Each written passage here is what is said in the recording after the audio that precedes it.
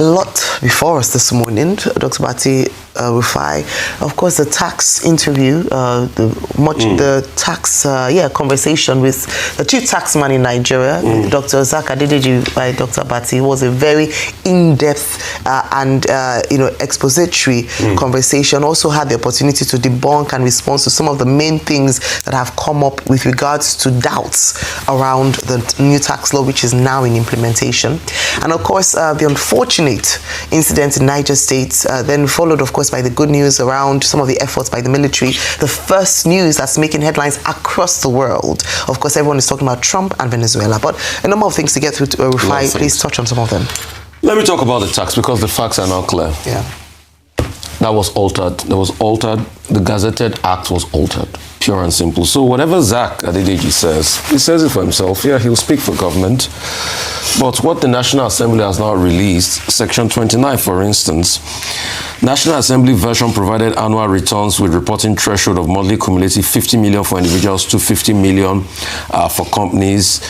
The altered Gazetted Act replaces this with quarterly returns at significantly lower thresholds of 25 and 100 million.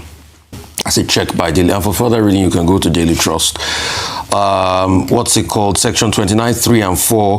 The empower tax authority to demand without notice was entirely removed. The CTZ retained the original version, which states that the demand of information by tax authority must be done by notice.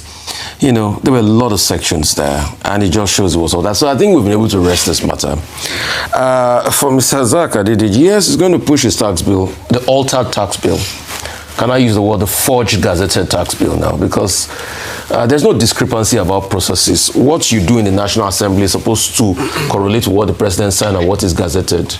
The National Assembly is supposed to be the last filter layer. So whoever added all of this, changing things like parameters from 50 million to 25 million, thereabouts, I mean, that's a real policy shift. So, and also, this also negates the narrative of the president that whatever was altered is not enough to shift. No, it's enough to shift everything. And kudos. I think the real patrons this morning are the likes of Dansuki that brought this out. And I don't know, wherever that man is this morning, is a real patriot. He deserves his flowers. And the other people too that equally stood firm. For further reading, go and see all the alterations that went on. Read the Daily Trust newspaper this morning. I think we've settled that. The bill was altered. The question we should now ask is, what is not altered in this country? How many bills have been altered like that? Is that not the way people alter election results? Is it today? Have you not seen a case where what people say they hear in court when they give a judgment is different from when the citizens come out? It's a country of a lot of alterations. So we keep deceiving ourselves. The question we should investigate more. What more of these bills have been altered after the National Assembly agree on something? When it's gazetted, something else is gazetted. So the forgery scandal will be on this administration. So much. First, I was the one who conducted the interview with the chairman of the Nigeria Revenue Service. And before I conducted that interview, I had seen the release of the certified true copies by the National Assembly. The Director of Information, and also I think Akin Rutimi, speaking for the House of Reps. And I went through the ordeal of comparing the official gazette which I had with the certified true copies released by the National Assembly. And what I saw was that there was no difference.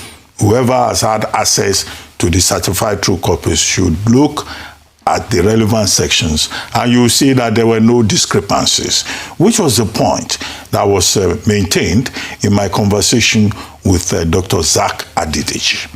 Now, Daily Trust report.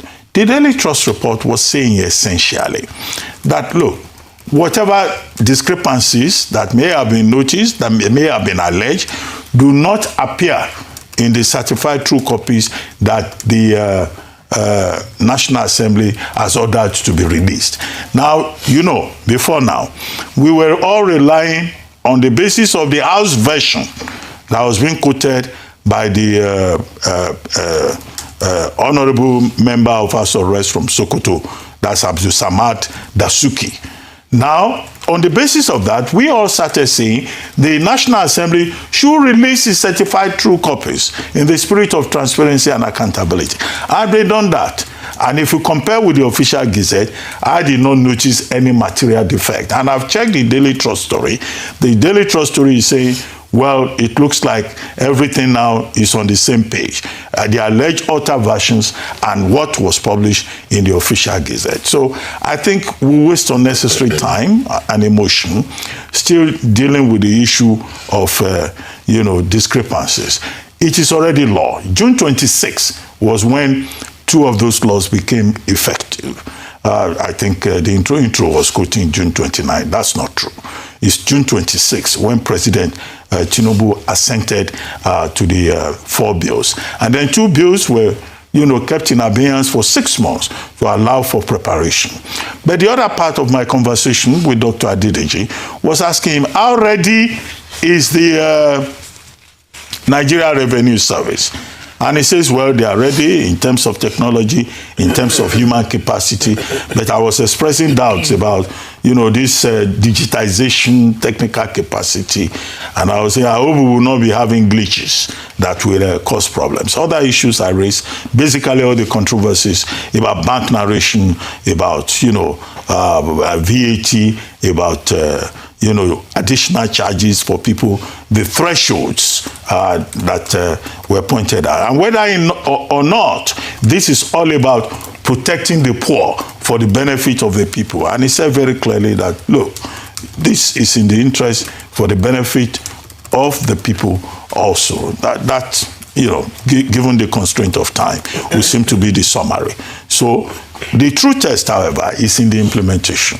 And I raised questions about the MOU signed with France. And he says, it's about modernization, it's about digitization and all of that, and that they have similar agreements and treaties, whatever, with other countries. That is not only France. But I enjoin people to go and listen to that interview again, and to listen with an open mind to be able to understand, the submissions by Dr. Adedeji.